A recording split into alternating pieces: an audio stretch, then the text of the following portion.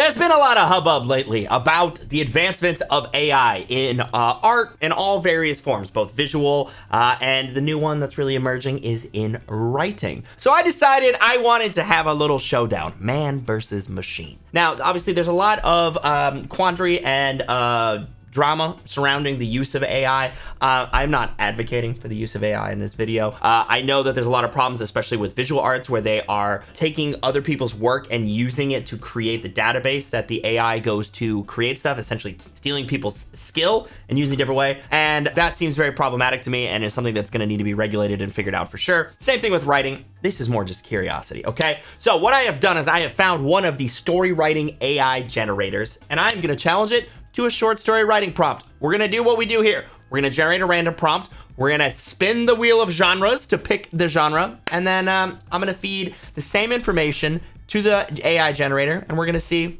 who writes a better short story in 15 minutes. Hopefully it's me, so I can keep my job. Also, if you're new here, hello, hi, my name is Andrew Givler. I'm also known as GivReads. I'm also known as Sigils, I guess. I'm a YouTuber, BookTuber, and author. And here on this channel, we like to talk about writing. We like to mess around with stories and have a good time. So if you're new here, make sure you hit the subscribe button. Hit the like button too. And let's see if I can do anything against AI. First things first, I'm gonna pick a number between 1 and 10. I'm gonna say 5. We're gonna press the random number generator 5 times. As you can see, there's one here. That's a great one. Why had no one ever mentioned Mum's twin? Too bad, can't do it. So 1, 2, 3, 4, 5. When he lifted his head, she barely recognized him for the bruises. Okay, it's a bit British, but we got it. Here we have the wheel of genres. We have our prompt, but we don't know the genre we're gonna write in yet. I'm gonna spin the wheel, and it's gonna tell us exactly what we're gonna do. Show me something good. Oh. Drama.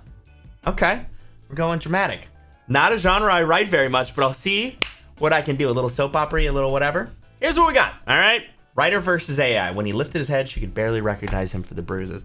I'm gonna put 15 minutes on my clock right here, and off we go. Let's see what I can come up with. Okay, drama, drama, drama. Am I the drama? Is that what's happening? Is it me? Am I the drama? I sure hope so. Drama. This is really hard. I'm not good at writing soap operas, which is not what drama is, but what I'm writing. I got this. Honestly, if this whole novel writing thing doesn't work out, I might have a future in daytime television. And... okay, that's time. I got 15 minutes. I mean, AI has eternity. Now that we've done that, we're over here at the AI that's gonna generate our creative story, okay? So first of all, we need to select a tone.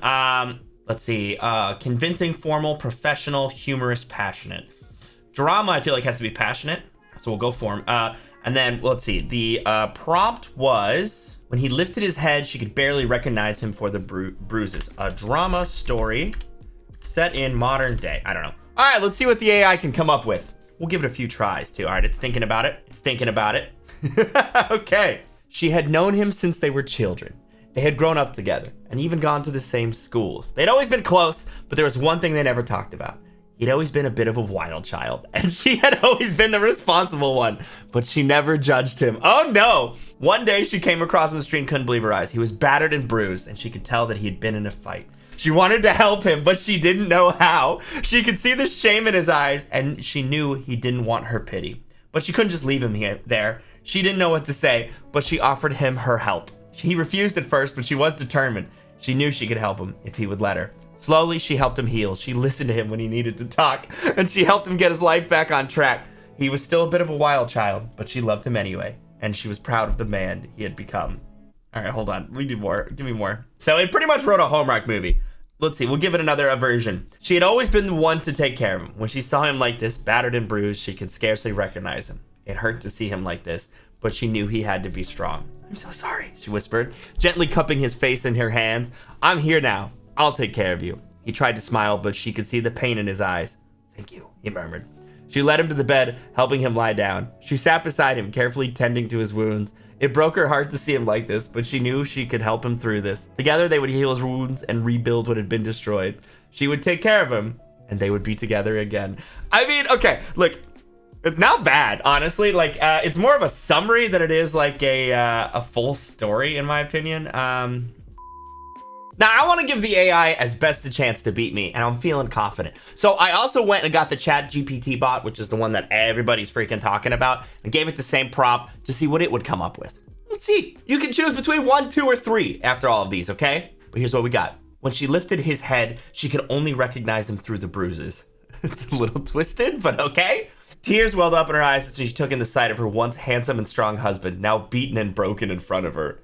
It all happened so fast. One minute they were living their happy life together, the next he was gone, taken by a group of ruthless thugs who were known for their brutal tactics and connections to the criminal underworld. Oh my gosh. She had tried everything to find him, reaching out to the police, hiring private detectives, and even offering a large ransom for his safe return. But all of her efforts had been in vain until a call came in the middle of the night. "We have him," a gruff voice on the other end of the line had said, "but he's in bad shape. If you want to see him alive again, come alone and bring the money." I don't know why they're Batman, but they are. She had hesitated for only a moment before agreeing to their demands, knowing she had to do whatever it took to bring her husband home. And now, as she looked down at him in this state, she knew that it had all been worth it. What state are they in? Carolina? But her relief was short-lived as she realized this was only beginning. Her husband would need extensive medical attention, and the thugs would not rest until they had collected the rest of the ransom. Why didn't she bring the whole ransom? With a determination she didn't know she possessed, she vowed to stop at nothing to protect her family, even if it meant going up against some of the most dangerous criminals in the city. The days that followed were a blur of hospital visits, meetings with lawyers and law enforcement, and tense negotiations with the kidnappers. But through it all, she never wavered in her resolve to see justice done. After the case went to trial, this is the whole story. The full extent of the corruption and criminal activity that had led to her husband's kidnapping was laid bare for the world to see. And in the end, the thugs were brought to justice, and her husband recovered, both physically and emotionally. Wow, that's important. He got therapy. But the experience changed them both forever, and they knew they would never be the same. Even so, they were grateful to be together and have the chance to start anew. As they embraced, she knew they had not only survived, but thrived in the face of one of life's greatest challenges, and she knew they would continue to do so as long as they had each other. Wow, they really packed it in there. There's a lot there. I still feel confident. When he lifted his head, she could barely recognize him for the bruises. Jason had always been a strong man, but now he looked like a broken toy, smashed by an angry toddler. Samantha had always known her twin Ryan had a temper, but ever since he came back from supposedly being dead, it had grown worse. A little bit of drama, a little bit of soap opera. "What have you done?" she breathed in horror at her brother sitting in the corner, his head in his hands, knuckles bloody and broken. "Did what I had to do," he grumbled, words muffled as they came out of his covered mouth.